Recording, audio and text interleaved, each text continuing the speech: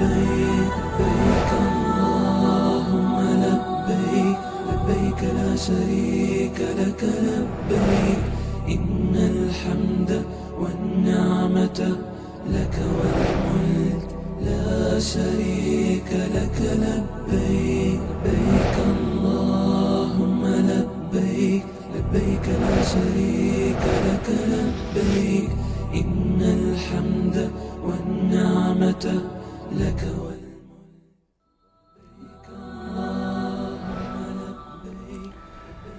بسم الله الرحمن الرحیم. به نام پروردگار یکتای بی همتایی که باز هم فرصت میسر کرد تا خدمت شما عزیزان و بزرگواران باشیم و با فرستادن درود بی پایان بر روان پاک حضرت محمد مصطفی و خاندان پاک گوهر او و راهروان راه او خدمت شما هستیم با برنامه دیگری از سری برنامه‌های رکن پنجم ویژه برنامه حج. و در این برنامه باز هم جناب دکتر نور محمد عمرا را در استودیو همراه دارم تا با موضوع امروز این برنامه همراه با ما و شما باشند. جناب دکتر، در آغاز برنامه خدمت شما عرض سلام و ادب دارم. امیدوار هستم که خوش و خرم بوده باشید. بنده هم عرض ادب و سلام و احترام دارم خدمت شما و خدمت دستاندرکاران شبکه و از اینکه منت گذاشتید و این فرصت رو در اختیار بنده قرار دادید کمال سپاس رو دارم. همچنین عرض ادب و سلام و احترام دارم خدمت شما بینندگان عزیز، شما خوبانی که مهمان میزبان ما در خانه هاتون هستید و آرزومندم که انشاءالله خداوند متعال حجاج بیت الله میهمانان خانه خودش رو در ضیافت کریمانه خودشون بگنجایند و طاعت و عبادت اونها را قبول کنند و شیفت دلان عاشق عبادت حج مؤمنان ایرانی عزیزمان را هم از این اجر و پاداش حاجیان محروم نگردانند. درست است که طاغوتیان جلوی ابو جهل ها جلوی مؤمنان را گرفتند، اجازه نمیدند که به خانه خدا سفر کنند، اما انشاءالله کرم الهی بسیار بسیار گسترده تر است و خداوند آگاه است که ملت عزیز ایرانیمون گروگان هستند، گروگان مجموعی از راهزنان که این انشاءالله ابر سیاه به زودی کنار میره و پایان شب سیاه سپید است. البته جناب دکتر، گروگان گرگ هایی که گرگ صفتانه امروز میخواند و حتی رو با صفتانه دیگران را مقصر بشمارند. جناب دکتر، من امروز فکر کنم که خدمت بیننده های عزیز و گرامی عرض سلام و ادب هم نداشتم، چون به شما خوش آمدید گفتم.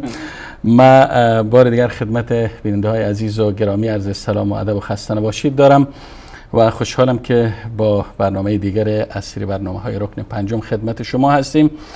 در این شک نیست که حج رکن پنجم دین مبین اسلام است و مسلمان عاقل و بالغ و مستطیع، یعنی کسی که توانایی بدنی و مالی داشته باشد، بر او در طول عمر یک بار فرض است که فریضه حج و این واجب الهی رکن پنجم را به جا آورد و سالانه جمع کثیر از حجاج از سر تا سر کره خاکی به دیار حرمین می روند و آنجا مراسم حج را به جا می آورند و امسال نیز مانند سالهای گذشته عده کثیر که تعدادشان در حدود 30 میلیون تن می رسد به زیارت بیت الله الحرام مشرف می شوند و مناسک حجشان را به جا می آورند. اما متاسفانه و شوربختانه و بدبختانه امسال یگانه غایب حج امسال شهروندان ایرانی و مسلمانان ایران زمین هستند که به فعل فاعل و به زور و ستمگری و استکبارگری رژیم ایران نتوانستند که عازم مراسم حج شوند. در این برنامه می خواهیم دلیل و علت اینکه چرا ایرانی ها از حج محروم نگه داشته شدند را دریابیم. البته همراه با جناب دکتر عمرا هستیم.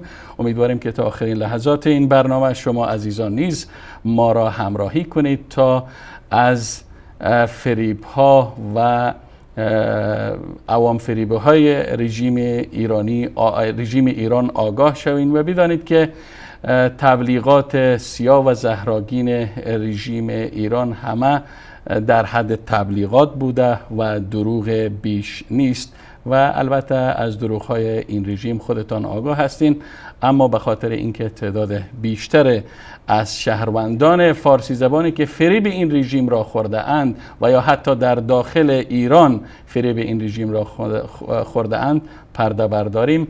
امید است که تا آخرین لحظات این برنامه با ما باشید. جناب دکتر، فکر کنم برنامه را اگر از اینجا آغاز کنم بهتر است. ما البته در تمام قضایای منطقه، در ایجاد بحران ها، در بحران آفرینی ها، در پرابلم ها و مشکلاتی که در سر تا سر کشورهای جهان به خصوص به ویژه کشورهای منطقه و همجوار ایران در خاورمیانه خلق میشه و ایجاد میشه، میبینیم که دست ایران مستقیما در اونجا دخیل است، به خصوص در بعد بحران‌های سیاسی و بحران‌های اقتصادی. اما این بار می‌بینیم که دست ایران در یک قضیه‌ای که همه مسلمانان در آن شریک هستند و یک فریضه الهی است و باید بدور از مسائل سیاسی و اختلافاتی که کشورها با حکومت عربستان سعودی تنظیم کننده حج هستند، باید بدور از این مسائل حجاجشان را به مکه مکرمه به سرزمین وحی بفرستند و مانع این نشان. امسال میبینیم که دست ایران مستقیما، البته در سالهای گذشته هم دخیل بوده، امسال بیشتر دخالتش واضحتر و آشکارتر میشه و برای اولین بار مردم ایران، مسلمانان ایران از رفتن به حج منع میشن. بسم الله الرحمن الرحیم. الحمدلله و صلات و سلام علی حبیبی و مولای رسول الله و علی آله و صحبه و من والا. کاملا حرف شما ثقل وزین هست و باید در قضایای عبادی حداقل سیستم های حاکم منطقه‌ای حداقل نباید دخالتی می داشتن در روند مثلا رکن پنجم عبادت حج. مؤمنان از سر دنیا میان، بیش از 78 کشور جهان نماینده هاشون اومدند، رفتند به مثلا با نمایندگان عربستان و مسئولینشون دیدار داشتن، قضایای حج رو با هم تنسیق کردند و برنامه ریزی کردند. تنها هیئتی که به اصطلاح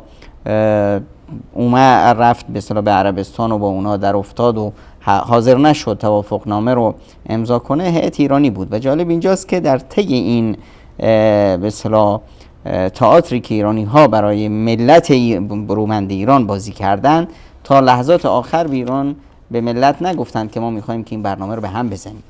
اولا تأخیر کردن در به اصطلاح رفتن، بعدش که رفتن به عربستان اومدن با توافقنامه امضا نکردند که چی ما صلاحیت نداریم، ما برمیگردیم از مقامات و مراجع بالا دستور میگیریم. رفتن دستورشون رو گرفتند، یک به اصطلاح وعده وعیدها و یک نمیدونم بهانه ها و اینایی تراشیدند.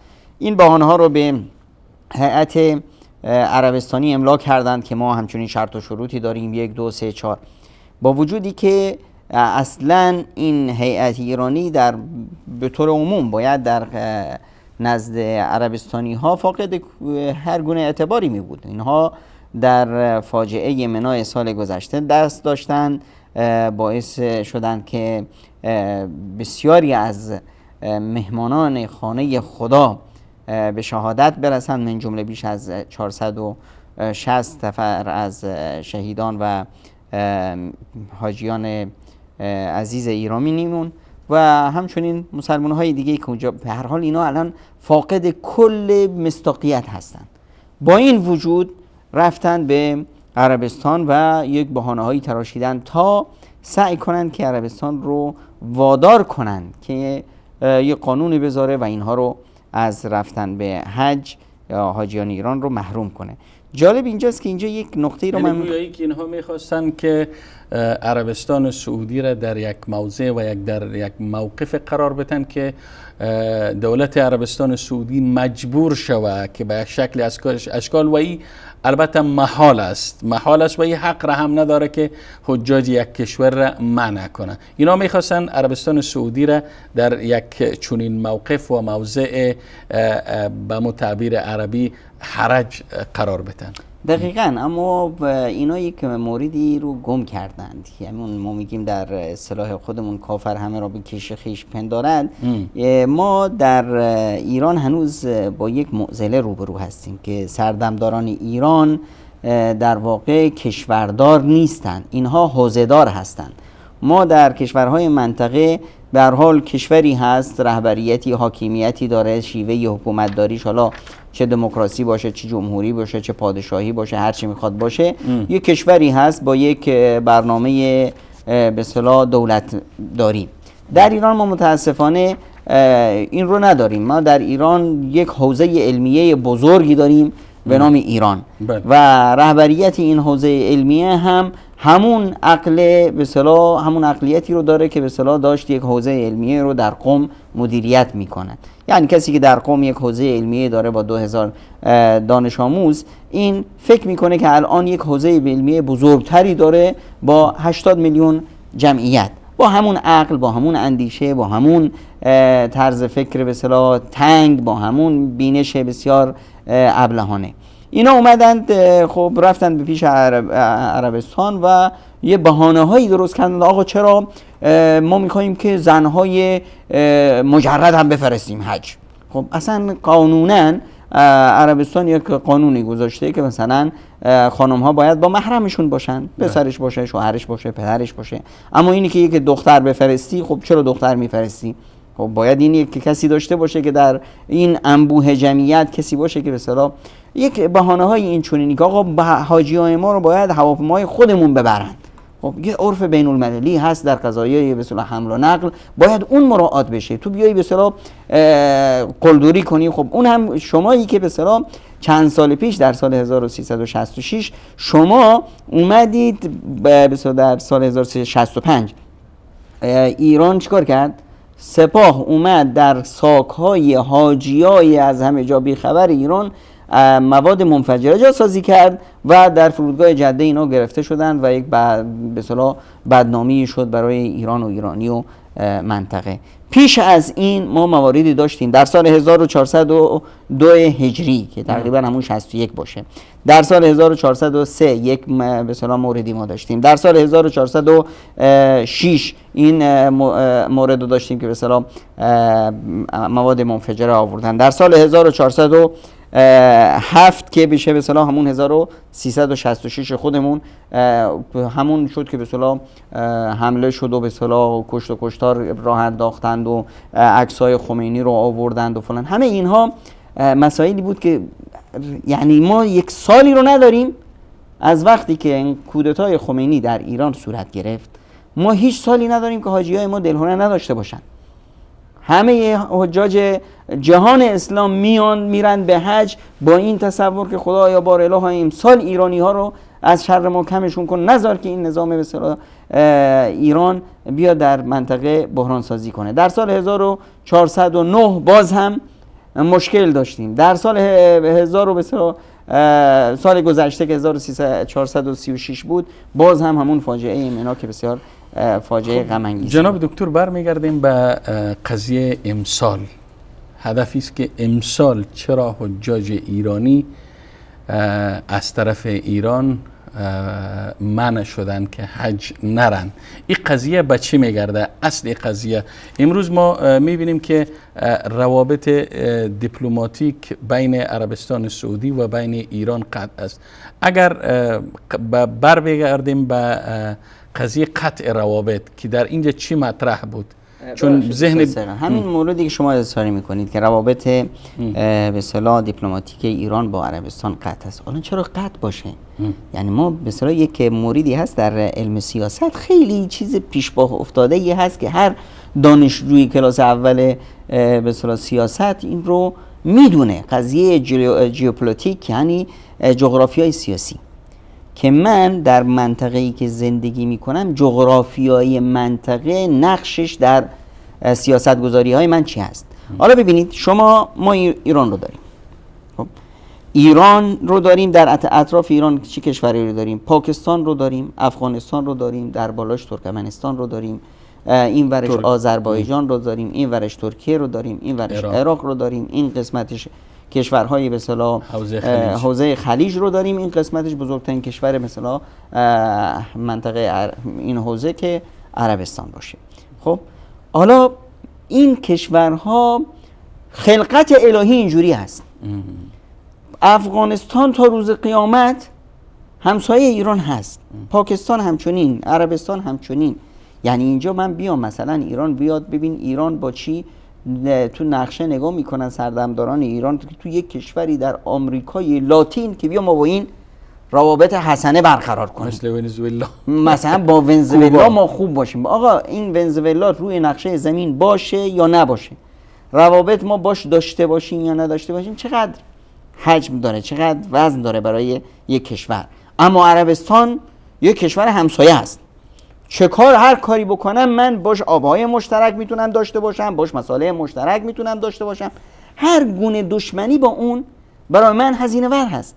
سیاست، امنیت، اقتصاد، کل همه چیز ما به هم دوخته است. ببینید گره خورده است. در قضیه به اصطلاح مرزبندی ها ما یه مرزبندی سیاسی داریم که یک آقای اومده یک خطی کشیده روی نقشه و این رو برای ما مرزهای کشوری حساب کرده و هر چند روزی باز میان امپراتورهای منطقه اینا رو به هم میزنن و یک مرزبندی های دیگه و کشورهای دیگه تشکیل میدن. اما یه مرزبندی شفاف دیگه ما داریم و اون مرزبندی وجود مصالح و منافع کشوری من. بله. مرز من کجاست؟ اونجایی که من منافع و مصالح کشوری میتونم اداره کنم و داشته باشم. خب من در عمق افغانستان، در عمق پاکستان، در عمق به اصطلاح عربستان منافع من دوخته شده است. الان من بیام با این کشورها، با این ملت‌ها درگیر بشم، این نشانه چی است؟ این نشانه فقدان فهم سیاسی و فقدان قضیه‌های بسیار پیش پا افتاده به اصطلاح ژئوپلیتیک به اصطلاح منطقه‌ای. حالا مثلا اونم عربستان، حالا شما بیا مثلا یه مشکلی درست کن با کویت، خب با نمیدونم امارات متحده عربی. خب میگیم آقا با یک که به اصطلاح منطقه کوچیک با یک کشور کوچیک، حالا ما اگر با این روابطمون رو کلا قطع کردیم، خب یکم مقدار برای ما هزینه داره. اما خود به اصطلاح حجم کشور یه فضای دیگر به ما میده. کشوری مثل به اصطلاح عربستان ما وقتی باش در میافتیم یعنی چی؟ عربستان یه ویژگی خاص داره. حالا ما میتونیم مشکلات سیاسی باش داشته باشیم، میتونیم هر به اصطلاح مسائلی داشته باشیم، اما باید این رو در نظر داشته باشیم که عربستان محبت وحی هست. یعنی چی؟ یعنی کل 1.5 میلیارد مسلمان جهان 5 بار قبلشون به طرف مکه مکرمه هست. هر گونه خیانت و هر گونه به اصطلاح ضربه زدن به فضای مکه مکرمه، به مشاعر اسلامی، به اون قدسیت مکان برای ما هزینه داره. الان تصور تمام کنید دنیا متنفر میشه و امکان هم جناب دکتر امکان هم نداره. اینا در تاریخ هم مطالعه کردن، در تاریخ هم خواندن و باز هم اگر به تاریخ برگردند، اگر کس موفق میشد که توجه جهان اسلام، توجه مردم را به غیر از کعبه به طرف خود معطوف کنه، ابرهه میتونست، قرموطی های وقت میتونستن، اما این محال و ناممکن است. تا قیام قیامت مردم قبلهشان مکه مکرمه است. هیچگاه این موقعیت جغرافیایی تغییر ناپذیر است، تغییر نمیخوره. موقعیت جغرافیایی هم تغییر ناپذیر هست، واقعیت منطقه هم تغییر ناپذیر است. ما نمیتونیم به حج عمره رو از اینجا بکشیم و ببریم مثلا به کربلا، ببریم به قم. کربلا هم اونا به کربلا هم راضی نیستن، اونا فقط قم رو میخوان یا مشهد رو میخوان. چه بلایی سر شیعیان عراق در آوردن. اینه که اینجا یه بحث دیگه مطرح میشه که اون واقعیت این نظام رو میرسونه که این نظام یه وظیفه داره. شما ببینید آقای خمینی بلند میشن از فرانسه که مرکز به اصطلاح غرب باشه و مرکز نمیدونم جهان غرب، بلند میشه میاد تهران تا که میرسه به تهران تا با غرب به جنگ در بیفته. خب این چهره مثل به اصطلاح تئاتر بسیار بسیار ابلهانه‌ای که خیلی از ما متاسفانه گولش رو خوردیم. واقعا چجوری میتونه یک کسی، یک فرد در غرب تربیه شوه و به دست غرب پرورده شوه و دوباره بیارن ایران و از در ایران ضد منافع اونها کار کنه؟ خب وقتی ما میاییم روند کودتای خمینی تا به امروز رو نگاه میکنیم، از وقتی که آقای خمینی پاشو تو ایران گذاشتن ما چی داریم؟ در منطقه جنگ داریم و جنگ 8 سال جنگ ایران و عراق رو داشتیم، جنگ های بسیار نقش ایران در فتنه افروزی ها در افغانستان، در پاکستان، در کل منطقه عربی. خب جناب دکتر اگر به این موضوع بردازیم شاید کم از اصل موضوع خارج شیم، من میخوام فقط بدونم که چی باعث شد این نقطه اگر میشه توضیح بتین، چی باعث شد که ایران به یک بارگی بدون در نظر داشته منافع ژئوپلیتیکی که شما بهش اشاره کردین به یک بارگی با کشور به حجم سعودی درگیر شود و روابط باعث قطع روابط دیپلماتیک میان دو کشور شود؟ ببین اصلا این وظیفه ایران هست، نقشی که بسیار قدرت‌های شرق و غرب به ایران دادن این هست که آقا بیا در این منطقه آشوب بپا کن. در کجای دنیا شما یعنی تا پای ما به اونجا کشانده شود، تا ما بتونیم این منطقه رو جنگ رو با عراق در بده تا اینکه ما الان جنگ عراق، نتیجه جنگ عراق چه شد؟ عراق یک کشور کاملا ویران و نفت عراق رو الان بدون هیچ هزینه‌ای دارن میبرن، ثروت‌های منطقه رو بدون هیچ هزینه‌ای دارن چپاول میکنن و این همه افراد کشته میشه. با چه اسلحه‌ای کشته میشه؟ با اسلحه همین غرب و شرقی که اونجا بسیار بازار اسلحه‌شون پربار شده. الان ببینید در هر جای دنیا به اصطلاح سفارت هر کشور اون از حوزه استحفاظی اون کشور محسوب میشه، امنیتش نمیدونم. من وقتی میام به اصطلاح در کشور شما سفارت میزنم، وظیفه شما حمایت از سفارت من هست 100%. و هر گونه دخالتی شما در به اصطلاح شؤون سفارت من یک نوع تعدی به حساب میاد. خب هیچ جایی ما نمیبینیم که افراد بلند بشن برن یه سفارتی رو بسوزونن، افرادش رو بزنن، بکشن، حمله کنن، برن داخل سفارت فلان، مگر در ایران. یعنی چی؟ در ایرانی که ما اصلا الان مثلا بگیم که در یک کشوری هست که نوعی آزادی هست، خب احزاب مختلف هست، مثلا کشوری مثل افغانستان، مثل پاکستان، یک احزابی وجود دارن. بله. خود همون حزب هم واسه خودش یک قدرتی داره.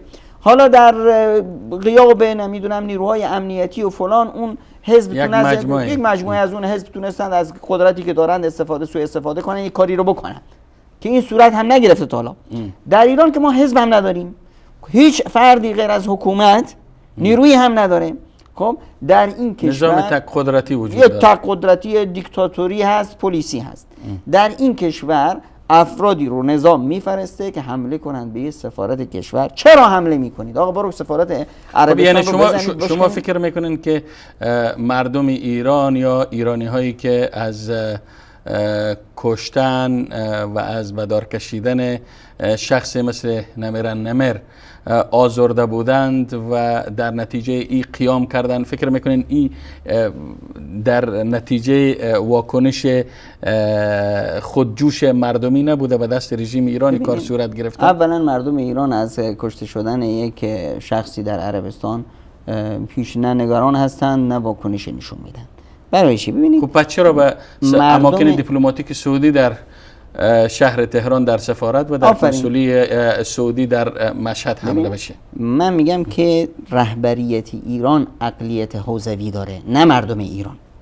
مردم ایران میدونند آقا اگر خبری اومد که در فلان کشور یک نمیدونم شخصی اعدام شد، میرن میخونن میبینن که نه آقا یک شخصی نیست، بیش از 40 اندی شخص اعدام شدند، یکی هم معمم هست. آقا این معمم رو چرا اعدامش کردید؟ میرن میبینم که آقا تفاصیل امر که این آقا یک انفصال طلب بود، نمیدونم یک گروهک نظامی تشکیل داده بود، در جنایت های مختلف در کشورش دست داشته، دادگاه اون کشور حکم کرده که آقا این مثل اون 40 اندی نفر به اصطلاح افراد تروریست این هم کشته بشه. کشته شد.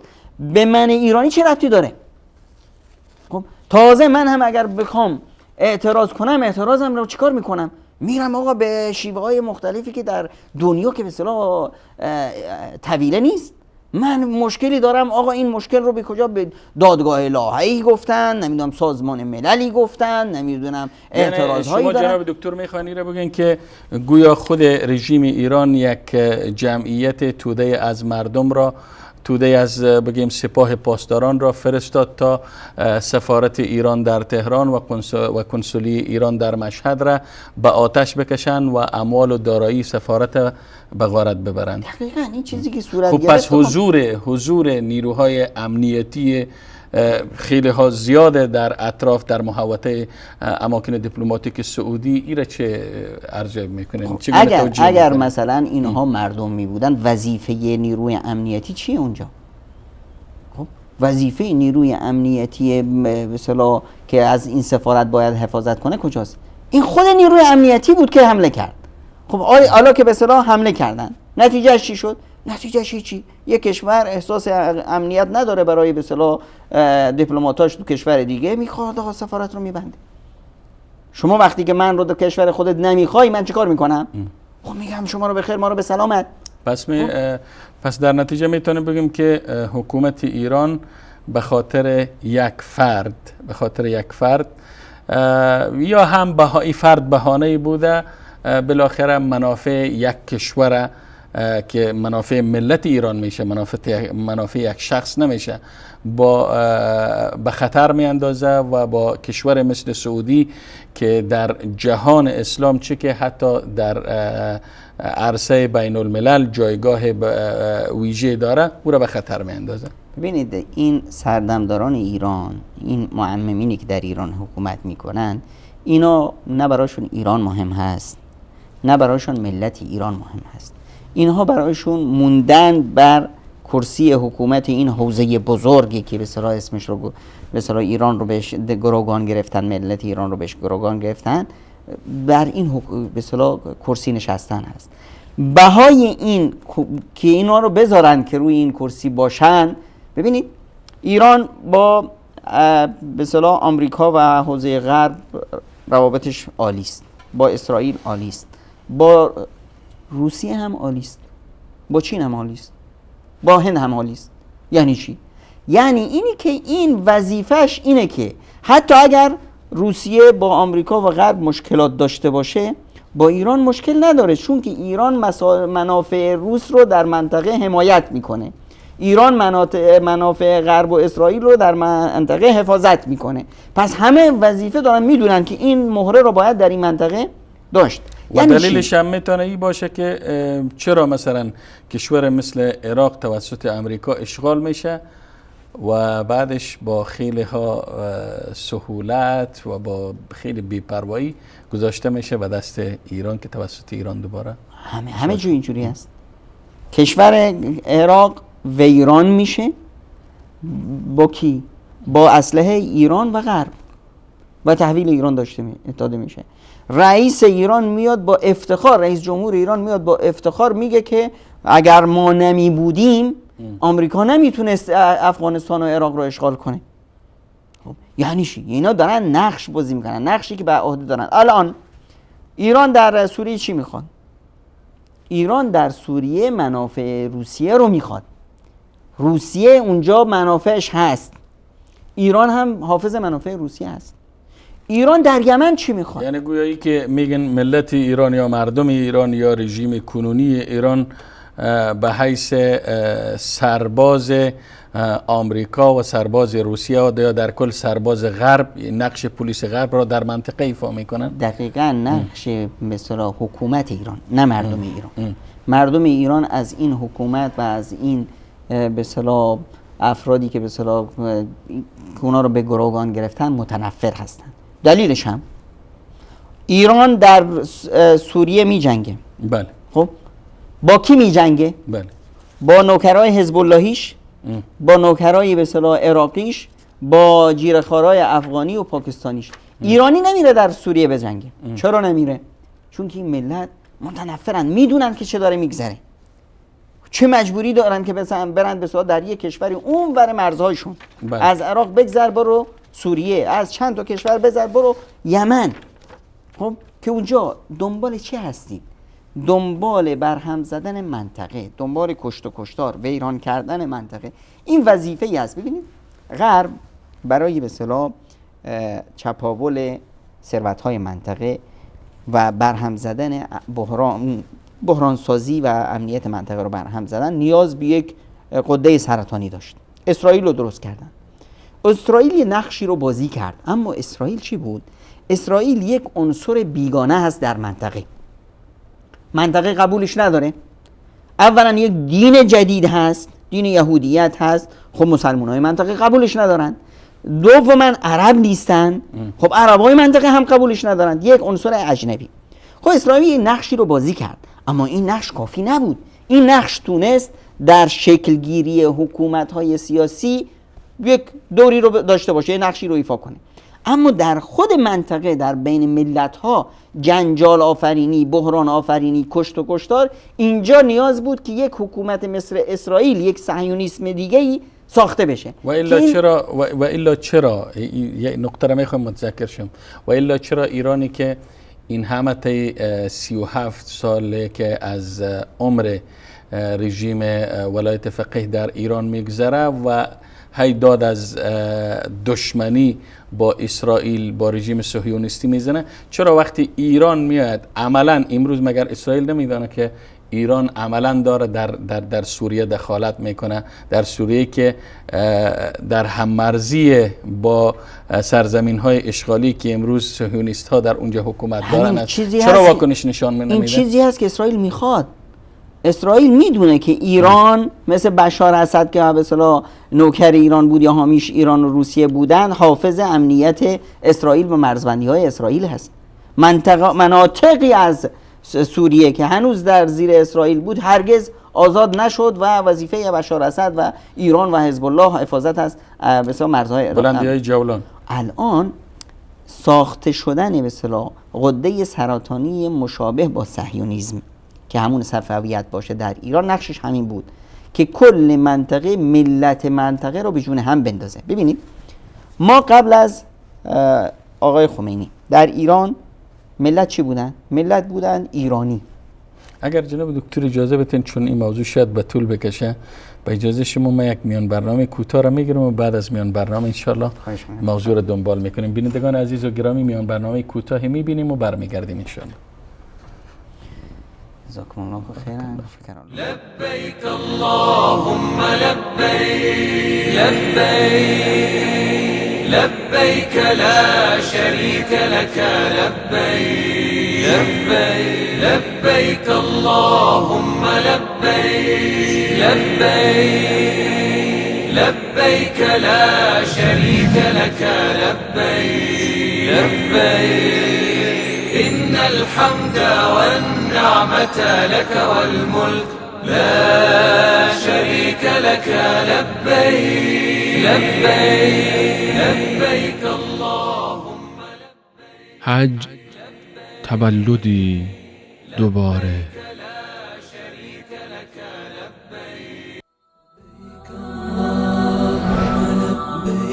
لبيك لا شريك لك لبيك إن الحمد والنعمة لك والملك لا شريك لك لبيك لبيك اللهم لبيك لبيك لا شريك لك لبيك إن الحمد والنعمة لك والملك لا شريك لك لبيك لبيك اللهم لبيك لبيك لا شريك لك لبيك إن الحمد والنعمة لك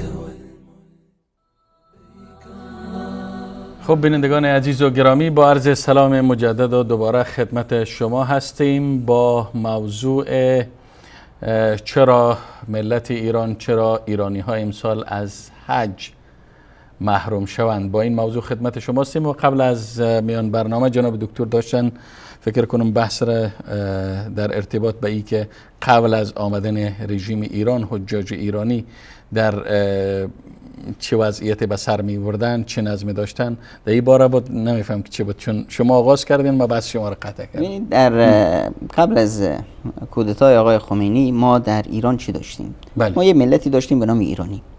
این ملت ایرانی شاخصه بود در منطقه. حجاج ایرانی در حج نمادی بودند از نظم، از اخلاق، از نظافت و از برخورد درست. آقای این خمینی اومد نقطه که شما ذکر کردین دقیقاً عرب هایی که در آن وقت با حجاج ایرانی سر و کار داشتند و وضعیت حجاج ایرانی را از نزدیک شاهد بودند، این را بارها حکایت کردن از طریق رسانه های مختلف که واقعا قبل از آمدن رژیم آخوندی و رژیم ولایت فقیه در ایران، ایرانی ها رمزی از رادمنشی، رمزی از انضباط، رمزی از نقطه نظافتی که شما پاکیزگی که ذکر کردین، این در خیلی آرزو میکردن که خیلی سعودی ها میگن آرزو میکردن که ای کاش تمام حجاج کشورهای جهان مثل ایرانی با نظم می بودن. ما حاجیای به اصطلاح ایرانی واقعا شاخصه بودن، این رو همه اعتراف دارن. حالا وقتی که آقای خمینی اومد، قبل از اینکه حج بیاد در داخل ایران اومد چیکار کرد؟ گفت آقا بیایید وحدت بین شیعه و سنی برقرار کنیم. مگه ما دعوا داشتیم که شما بیایید بین ما صلح ایجاد کنید؟ نه خیر، یعنی یک روباهی میخواد که شما رو به جنگ بندازه با هم، میگید بیاید با هم برادر شید. بابا ما برادریم، برابریم، در کنار هم زندگی میکنیم، هیچ مشکلی هم نداشتیم ما نداریم. خب از اون روزه که شیعه و سنی در ایران به جون هم افتادن. قبل از این در افغانستان شیعه و سنی با هم شیر و شکر بودند، از اون روز به جون هم افتادن. در پاکستان شیعه و سنی به جون هم افتادن. ببین پاکستان استمرار هند هست، جزئی از هند است که جدا شده. شیعه و سنی در هند مشکل ندارن، در پاکستان مشکل دارن. چرا؟ واقعا این سوال برانگیز جناب دکتر، واقعا این نقطه خیلی نقطه دقیق است. فقط رویش یک توجه شود که چرا قبل از آمدن رژیم خمینی در ایران شیعه ها در پاکستان شیعه و سنی با هم مشکل نداشتن، در افغانستان با هم مشکل نداشتن و همچنین در کشور مثل عراق با هم مشکل نداشتن و در لبنان، در سوریه، در این کشورها با وجود از شیعه خیلی اقلیت هستند لکن هیچ مشکل نداشتن. چرا به یک بارگی؟ همین است که این نقشی که به اصطلاح آقای خمینی باید ایفا میکرد. خب اومدند و این نقش رو ایفا کردن. اولین کسی که کودتای خمینی رو گولش رو خورد و اعتراف کرد بهش خوشحال شد عرب ها بودن. عرب ها خوشحال شدن که نظام شاهنشاهی رفت، یک نظام به اصطلاح لاییک بود. حالا یک کسی اومده که به اصطلاح خدا رو میشناسه، ما با این بیشتر میتونیم. به هر حال برای عرب ها خیلی مهم هست که یک کشور به بزرگی ایران با 80 میلیون جمعیت این بیاد به عنوان یه برادر بزرگی در کنار ما باشه. این برادر بزرگ نشد. از روی حسن نیت. خب از روی حسن نیت اینا خوشحال شدن که به اصطلاح کسی اومده که حداقل ما میتونیم با زمان خدا و رسولش با هم تفاهم داشته باشیم. بله. خب این آقا اومد، دیدن که نه بابا این از روزی که اومد شروع شد جنگ با عرب ها و جنگ. خب حالا قضایه سیاسی است، نمیدونم جنگ ایران و عراق و نمیدونم فلان. قضیه عبادی حج چی؟ قضیه عبادی حج از همون سال 1365 شروع کردن به انفجارها و مسائل چی. در مرداد 66 اومدن به اصطلاح جنگ کردن. قبل از اینم جناب دکتر یک از سال 61 شروع کردن. از سال فکر کنم حتی 59 شروع شد. از سال به اصطلاح 1402 بعد از اون 1403 بعد از اون 1406 1407 1409 که مصادف میشه 1980 و 81 82 83 84 86 اوجش بود. در سال 1300 به اصطلاح قبل از اینکه جنگ ایران و عراق تموم بشه، یک سال قبلش اینا اومدن در مکه مکرمه اومدن حاجی ها رو به کشت و کشتار انداختن. راه ها رو بستند، عکسای خمینی رو، پلاکاردهای خمینی، سپاهی ها اومدن و یه جنجالی به راه انداختن که حتی آقای خمینی سال بعدش حج رو تحریم کرد. و آقای رفسنجانی یک ویژه افرادی رو وظیفه داد، آقای عبدالله نوری و نمیدونم اوحدی و اینا رو وظیفه داد که آقا شما برید سرًا این قضیه رو پیگیری کنید که ببینید کی است. رفسنجانی روز اولش خب داغ کرده بود که ما از عربستان انتقام خواهیم گرفت و فلان. بعدش خودش اومد اعتراف کرد که نه بابا اینا تندروهای ما بودن، اینا بچهای بسیجی‌ها و سپاهی‌ها بودن که اونجا فرستاده شده بودن که منطقه رو به آشوب بکنن و بیش از چند صد تا از سربازان سعودی. حالا شما اگر اسلحه ندارید، با سرباز اسلحه دار شما چند صد سرباز سعودی رو کشتید. خب این جنجال رو به فا انداختن. بعدش آقای منتظری خودش رسما در نامه‌ای که به خمینی نوشت این قضیه رو بهش معترض شد که چرا همچین رفتاری با به اصطلاح با مسلمان ها میشه.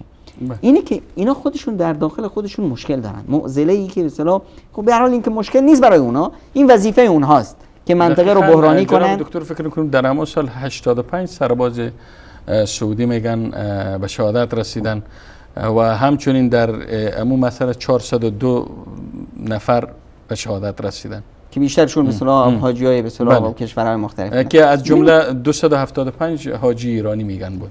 ببین الان ما یک به اصطلاح نظامی داریم که دیدگاهش دیدگاه حوزوی است.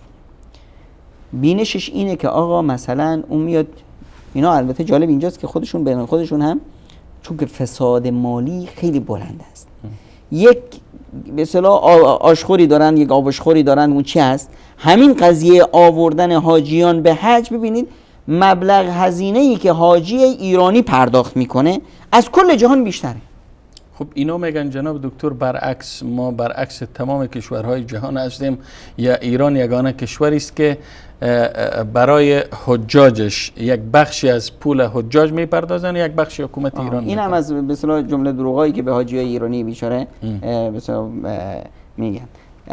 ایرانی میاد قبل از به اصطلاح اینی که ثبت نام بشه، به اصطلاح نامش تو قرعه کشی بره، به 10-15 سال پیش مبالغ هنگفتی رو تو حساب میذاره. اینها این مبالغ رو اصلا سیستمشون یک سیستم جنگ با خداست، میذارن این رو در یک سیستم ربوی. خب از این پول حاجی مظلوم مستمند بیچاره استفاده میکنن. وقتی هم قرعه اومد یک مبالغ هنگفتی ازش میگیرن. این مبالغ کجا میره؟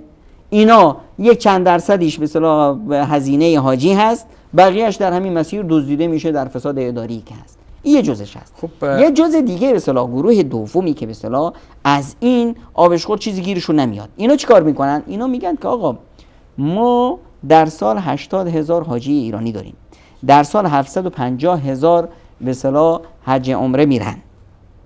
اینها بیش از 1 میلیارد و به اصطلاح 380 میلیون دلار هزینه شون میشه. این هزینه چرا بره در مسیر حج؟ چرا این نره به مشهد؟ چرا نیاد تو جیب به اصطلاح بیت رهبری که به اصطلاح صدنه مشهد تو دستش هست، یا قبرهای به اصطلاح قم و اینا دستشون هست؟ مراجع چرا این مبالغ هنگفت رو نخورن؟ اونا ایران چیکار کرد؟ همین عقل حوزوی اومد کل حتی مراکز عبادی شیعیان در عراق رو تسخیر کرد. خب شیعه عراقی، یعنی شما میگیم بحث درآمد است، بحث یه جزئی از بحث درآمد هست، بحث دزدی است. خب الان ببین مزار شریف افغانستان به اصطلاح حیثیتش از باب به اصطلاح در دنیای تشیع به اندازه چی هست؟ به اندازه نجف هست. همون وزنی که گفته میشه. بله گفته میشه که در اونجا نجف آقا قبر آرامگاه حضرت علی است. خب چشم. مزار شریف چیه؟ اونم مال حضرت علی است. حضرت علی تو کوفه شهید شد و در کوفه دفن شد رضی الله عنه. 2 تا قبر براش، 2 تا دکان بزرگ به اصطلاح برای کسب ثروت درست کردن. حالا ببین اهتمامی که چون که مزار شریف دست ایران نیست تا حال چون که تا حالا دست ایران نیست، در حاشیه افتاده و دارند فعالیت میکنن به خاطر گرفتن تا بهش برسن. پر رنگ قم تا وقتی که به اصطلاح نجف به اصطلاح دست ایران نبود، خب یه معنای دیگه داشت، برای یک کسای دیگه ای از اونجا کسب درآمد میکردن. ایران اومد کل مراجع شیعه در عراق، در افغانستان، در همه مناطق رو کشت و سعی کرد که این بساط مرجعیت رو از عراق بیاره به ایران در قم و مشهد، تا اون رو به اصطلاح بتونن این سرمایه ها رو بکشن. حالا مونده این سرمایه حج. بله. شما تونستید مراجع رو بکشید. الان حالا با چی کار کنیم؟ امسال چی اتفاق افتاد استاد سیقل عزیز؟ خیلی چیز جالبی هست. هیئت ایرانی میاد میره به عربستان، در اونجا در حالی که رابطشان قطع هم هست. روابطشون خیلی نکته جالب است که با وجود قطع روابط، عربستان سعودی حاضر میشه که به هیئت ایرانی روادید از طریق سفارتش در فکر کنم در امارات در دبی صادر کنه و اینها را به میزبانی سعودی هیئت ایرانی بیای سعودی و با هدایای حتی بر بگرده. ببینید فکر به اصطلاح عربستان مثل کشورهای دیگه فکر یک دولت هست، یک کشوری هست، برایش منافعش مهم هست، نمیخواد که مثلا با همسایه‌اش دعوا داشته باشه. چه منفعتی براش داره که مثلا با ایرانی‌ها در بیفته؟ ایرانی‌ها اومدن نمیدونم جنایت در حج به کار گرفتن، گفتن که آقا ببخش، ما این یک جنایتی بود که افرادی مرتکب شدن، جلوش رو در آینده باید بگیریم. این عربستان به جای این که ببینید ایران چه جنایتی در منا انجام داد، عربستان اومد که به صورت 4 تا موشک به طرف ایران بزنه. چی کار کرد؟ گفت که آقا اینا اومدن جنایتی کردن، ما یک سال آینده احتماممون بیشتر میشه، قضای امنیتی رو محکمتر میگیریم تا افراد این چنینی نتونه یک به اصطلاح بحران سازی کنن. خب الان اومدن براشون ویزا دادند، اومدند نمیدونم رفتن با عربستانی‌ها نشستند، گفتن آقا چی میخواید، بهانه ها آوردن، گفتن همه اینها قبول، همه اینها قبول، بیایید حاجیاتون رو ببرید، حالا بیایید امضا کنیم توافق نامه رو. بهانه آوردید، شرط و شروط گذاشتید، همه شرط و شروطاتون آقا قبول. خب اومدیم. اونا گمان میکردن که شاید شرایطی بگذارن که سعودی اصلا قبول نکنه. اونا فکر میکردن چون که همه اینها چیزایی بسیار غیر معقولی بود. خب با این وجود عربستان قبول کرد. چرا؟ چون که عربستان دید یک حکومت داری است. اما اونایی که به اصطلاح عقلشون عقل حوزوی است گفتن نه، حالا ما بریم باز از بالاترامون بپرسیم. بابا شما رفتید پرسیدید، چون این به اصطلاح چیزایی که بالاتراتون به املا کرده بودن. خب رفتن از داخل ایران اعلام کردن که نه آقا ما نمیاییم. خب و به دروغ به ملت گفتن که آقا عربستان ما رو منع کرده و عربستان توافق نامه رو قبول نکرده و فلان از این. بعدش چی؟ بعدش استاد سقل این خیلی جالبه. خب الان عربستانی ها چیکار کردن؟ خیلی اینا هم زرنگن. عربستانی ها اومدن دیدن که ببین ملت ایران چه گناهی کرده. اگه 4 تا قالتاق این ملت رو به گروگان گرفتن نمیذارن به حج برن، این رکن عبادی ملت هست. ما باید در فکر راهچار باشیم. وزارت خارجه عربستان یک قراردادی، یک بیانیه صادر کرد، به همه سفارتاش املا کرد که آقا هر ایرانی مقیم خارج کشور که بخواد به اصطلاح از هر کشور جهان بیاد به حج، بهش روادید صادر کنید، ویزا بهش بدید، قدمش رو چشم مهمان ماست. الان باز آقایون دست و پاشون رو گم کردن، شروع کردن به تهدید کردن که آقا اولا این کار امکان نداره. خب این بابا عربستان خودش میگه که من ویزا میدم، تو چه مرگته؟ میگه نه آقا این امکان نداره، اصلا سیستم کامپیوتری این رو قبول نمیکنه. سیستم کامپیوتری قبول نمیکنه. بابا قبول میکنه یا نمیکنه؟ آقا قبول نکنه اون بعد از خطش مینویسه. به تو چی؟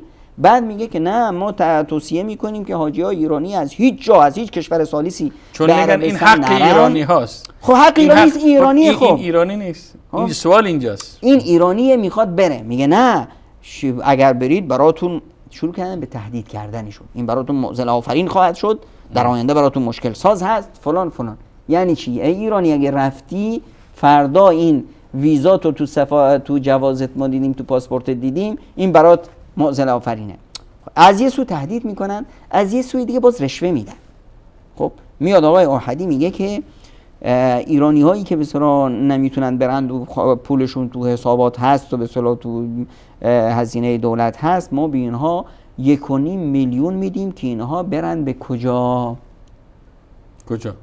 برن به مزارهای مشهد و قم. عجیب. خب یعنی یه نوع رشوه که حالا این ملت ایرانی که دلشون سوخته است میخوان برن خانه یا خدا، اونی که میخواد بره خانه یا خدا اون دنبال خداست، اون موحده، اون قبر پرست نیست، اما میخوان که نه این رو منحرفش کنن. ببینید برای ایران قضیه حج و عمره واقعا یه معضله است. آخه هر حاجی که میره به اصطلاح خانه خدا، این حاجی قبل از اینکه بره بسا زیر یک بمباران شدید تبلیغاتی قرار میگیره. تو میری تو یک کشوری که اونجا وهابی هستن، آدما قورتش میدن، نمیدونم فلان میکنن، اعلان میکنن اخلاقشون اینه، فلان اینشه. این بنده خدا از اونجا میاد با یک عینک سیاه دودی، میاد وقتی میره به حج میبینه که اینجا همه مسلمان ها هستن برادروار در کنار هم طواف میکنن. اینجا نه به اصطلاح قبر پرستی هست، نه میدونم نه به اصطلاح تبعیض نژادی هست، همه برادرن، همه مسلمون ها. به ما گفته بودن که کل جهان شیعه اند. وقتی میاد اینجا میبینه که شیعه یک اقلیت ناچیزی از امت اسلامی است، بعد میاد این شخص چی میشه؟ مثل همون آخوندی که میگه که ما به اصطلاح 200 نفر فرستادیم، به 200 نفر از علمای حوزه علمیه رو فرستادیم برن حج عمره، رفتن از اونور از 200 نفر 30 نفر تلفات دادیم شدن بسیار چی. این عقله که داره در ایران حکومت میکنه. جناب دکتر میگن پس از 4 سال از آمدن خمینی، دقیقاً در سال 1983 میگن یک بخش، یک اداره در وزارت که مسئول فرستادن حجاج، فکر کنم وزارت ارشاد باشه، در اونجا میگن یک اداره فقط به خاطر ساختن شعارها، به خاطر شعار نویسی و به خاطر تصویرهای وارو ندادن از مراسم حج و از مسلمانان برای حجاج ایرانی ایجاد شد میگن. این فقط به خاطر شستشو دادن مخ ایرانی است. خب الان ببینید، من وقتی میگم که ما در ایران معضله داریم و عقل حوزوی به اصطلاح قرون وسطایی، فسیله های زمان به اصطلاح دانیاسورها دارن حکومت میکنن، همینه. اینا داره فکر میکنن آقا الان ببین در دنیا چی هست. وقتی که شما بر علیه یک کسی تبلیغات سو میکنی، چه کار میکنی؟ از مثلا دیدگاه روانشناسی شما طرف مقابل شنونده خودت رو تشویق میکنی، یک به اصطلاح رد فعلی در اون ایجاد میکنی که بره دنبال حقیقت باشه. حالا نتیجه این همه تبلیغات سو چی شد؟ نتیجه این شد که ما امروز در جامعه ایران با یک ریزش بسیار شدیدی در تشیع روبرو هستیم. افرادی که روزانه به سوی به اصطلاح توحید و یکتاپرستی گام میزنند، از علما، از شخصیت‌های علمی یا حوزوی گرفته تا از افراد فرهنگی.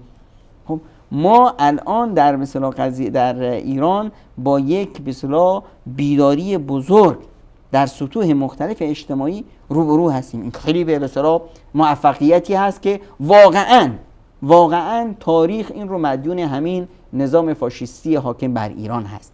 اگر اینها نمی اومدن این تبلیغات رو نمی کردن، این بمباران بسیار تبلیغاتی سو رو نمی کردن، خب مردم کنجکاو نمی شدن. با این کار این آقایون مردم کنجکاو شدن، به طرف حقیقت دارن گام میزنن. یک مسئولین ایران یک مسئله دیگه که مطرح کردن، گفتن در مذاکراتشون با هیئت سعودی مثلا گویا سعودی ها حاضر نشدن که امسال اجازه بدن که ایرانی ها مراسم براءت از مشرکین را دایر کنن. اینجا هم یک سوال است، آیا ابتدایی که آیا این مراسم براءت از مشرکین، نمیفهم که در عربستان سعودی یا در مکه اونجا مشرکین است که اینا مراسم براءت کنن، یا چرا به دیگر مثلا شیعه های جهان این مراسم ندارند و چرا در کل مسلمان ها این مراسم ندارند؟ ببینید استاد سقر عزیز، حج اصلا کلش چی هست؟ کل عبادت حج براءت از مشرکین هست. ندای شعار حج چی هست؟ لبیک اللهم لبیک لبیک لا شریک لک لبیک. کلش براءت از مشرکین هست. حالا براءت از مشرکین در عرف این آقایون چی هست؟ براءت از مشرکین این هست که پلاکاردهای بزرگ، عکس آقای خمینی، عکس آقای خامنه‌ای، اینا رو بگیریم بیاییم تو خیابونها در سد معبر درست کنیم، راه رو بر مسلمون‌ها ببندیم و مردم رو به جون هم بندازیم. این براءت از مشرکین است. آقا این براءت از مشرکین چی هست؟ عبادت هست. خب شما در مکه، در مدینه، در کل عربستان شیعه هستند. خب شیعه عربستان مگه حسینیه ندارند؟ شما اصلا چیزی به نام مسجد ندارید، شما حسینیه دارید. مرکز عبادی تشیع حسینیه است. آقا برید تو نمیدونم تو حسینیاتون براءت از مشرکین بگید، نمیدونم به سر کله هم دیگه بزنید، نمیدونم هر کاری دلتون میخواد بکنید. کی جلوی شما رو گرفته؟ براءت از مشرکین اینه که من بیام به اصطلاح در خیابون‌های به اصطلاح مکه و مدینه پلاکاردهای خمینی و به اصطلاح خامنه‌ای رو دستم بگیرم و بزنم تو سر مردم و مردم رو به اصطلاح سد معبر درست کنم. این واقعا یکی از نقاط نگرانی است که مسئولان تنظیم حج، مسئولان برگزاری حج در عربستان سعودی هر سال نگران هستند که ایران غوغای برپا نکنه، مشکل برپا نکنه و پروسه حج را برهم نزنه. واقعا نمیدونم جناب صد- دکتر ما چی صد تعبیر عزیز. کنم که اینا هر سال مگه- بجای اینکه جنبه های مثبت را در نظر بگیرن، ببینن که حکومت عربستان سعودی، دولت عربستان سعودی چی زحمات را برای آماده کردن و برای برگزاری حج تحمل میکنه. اینها فقط جنبه های منفی که اون هم دست خود ایران در همش دخیل بوده و تا حال هم دخیل است نگاه میکنه. مگه فقط ایران شیعه داره؟ خب شیعه یا افغانستان، پاکستان و هند از ایران بیشترن. خب من هم در سوالم لبنان این شیعه بود. بیشتره، در نمیدونم عراق شیعه هست، در هر جایی یا اقلیت های شیعه وجود دارن. بعضیاشون از نظر جمعیتی مثل هند و پاکستان از ایران بیشترن. خب چرا اینا مشکل ندارن. نیستن واقعا؟ خود عربستان با اصلا سیستم سیاسی هر کشور، عربستان با همه دنیا مثلا روابطش خوبه، با خیلی از کشورها احتمال داره که روابطش خراب باشه، روابط سیاسی به هم مشکل داشته باشن، در قضایای اقتصادی مشکل داشته باشن، در قضایای دیپلماسی که همه چی امکان داره مشکل داشته باشن. اما ما هیچ وقت نمیبینیم که مثلا کشور کنگو، کشور نمیدونم کارازوو، کشور نمیدونم چی بیاد بگه که من حاجیمون رو نمیذارم بره عربستان. به یک نظام سیاسی چه ربط داره؟ یک نمیدونم یک حاجی مظلومی از نمیدونم از سنندج، از ارومیه، از آستارا بلند میشه میاد میره به اصطلاح به خانه خدا، در مقابل خانه خدا اظهار زاری میکنه، از استغفار میکنه. این به توی آقای خامنه‌ای چه ربطی داره که بیای جلوی این رو بگیری سد معبر بشی نمیدونم فلان بگی؟ از همین حاجی برای اغراض اقتصادی، برای اهداف سیاسی استفاده از دلایل دیگری که باز هم مطرح میکنن برای عدم حضور یا عدم اجازه دادن به ایرانی ها که به حج برن، میگن بحث ناامنی را مطرح میکنن، گویا که سعودی ناامن است و امنیت حجاج، سلامتی حجاج در اونجا در خطر است. نمیدونم جناب دکتر که تنها جان برای ایرانی ها شیرین است یا برای دیگه اتباع دیگه کشورها هم شیرین است، یا ای که خون ایرانی رنگین تر است، یا ای که دولت های کشورهای دیگری که امروز شما 78 گفتین امروز هیچ کشوری نیست که نماینده نداشته باشه، یا اونها به شهروندانشان اصلا احتمام و توجه قائل نیستن. من میگم باشه، عربستان برای همونطور که این آقایون میگن برای به اصطلاح ایرانی مشکل داره. خلاص شما بذارید ملت ایران، آقای ایرانی عربستان برات مشکله، حاجی ایرانی هر کی میخواد بره به مسئولیت خودش بره. ببین چی میشه. ببین چی میشه. این به جای 80,000 نفر 200,000 نفر ایرانی بلند میشن میان حج. 200,000 چی جناب دکتر؟ کمتر از 800 نمیان اگر اجازه بدن. این قضیه به اصطلاح ایرانی آرزوش هست، ایرانی آرزوشه. حالا ببینیم استاد سقل، ما 3 میلیون، بیش از 3 میلیون حاجی میرن به اصطلاح خانه خدا. حالا 80,000 ایرانی نرفتن. 80,000 در این 3 چه ضرری میرسونه؟ چه ضرری میرسونه؟ تازه جالب اینجاست وزیر به اصطلاح وزیر حج عمره ترکیه، یکی از دوستای بنده است، ایشون از روزی که به اصطلاح قضیه حج به اصطلاح ایرانی‌ها مطرح، از اون روزی به من میگه که ببین واقعا ایرانی‌ها نمیان، من میخوام که درخواست بدم به عربستان که این سهمیه ایرانیشو حداقل جزیشو به ما بدن. یکی از دوستای حاجیای افغانستان رو چندی پیش دیدیم که بابا شما چی؟ میگه ما آرزو داشتیم یه مقداری از سهمیه رو به ما بدن. یعنی کشورهای دیگه منتظرن که آقا این آقایون نمیخوان بیان، خب نیان، حداقل این سهمیه‌اش به ما برسه. چرا که ملت ها شیفته ای رفتن به حج. شما فقط درو باز کنین. نیم دقیقه خیلی کوتاه جناب دکتر، پس مقصر اصلی ممانعت حجاج ایرانی از رفتن به حج کی است؟ کدام طرف مقصر است؟ این چیزی که بسیار مثل روز روشن است برای تک تک افراد ایرانی رو نمیشه گولش زد. این نظام حاکم اولین بارش نیست، همه فرد ایرانی میدونه که این نظام حاکم بر ایران این جنایتکار اصلی این قضیه هست که باعث می شده که به اصطلاح ایرانی نتونه بره به حج و مسئول همه بحران ها در منطقه است. تشکر جناب دکتر نور محمد عمرا که باز هم در یکی دیگر از برنامه های ویژه برنامه حج، برنامه رکن پنجم با ما در استودیو حضور یافتید و از تک تک شما عزیزان بیننده نیز تشکر و امتنان دارم که تا این لحظه با ما بودید. تا برنامه دیگر و دیدار دیگر همه شما را با پناه الله یکتای بی همتا می سپارم. خدا یار و نگهدارتان و السلام علیکم و رحمت الله تعالی و برکاته. تشکر جناب دکتر که باز هم حضور یافتین. لبيك لا شريك لك لبيك إن الحمد والنعمة لك والملك لا شريك لك لبيك لبيك اللهم لبيك لبيك لا شريك لك لبيك إن الحمد والنعمة لك والملك لا شريك لك لبيك لبيك اللهم لبيك لبيك لا شريك لك لبيك إن الحمد والنعمة لك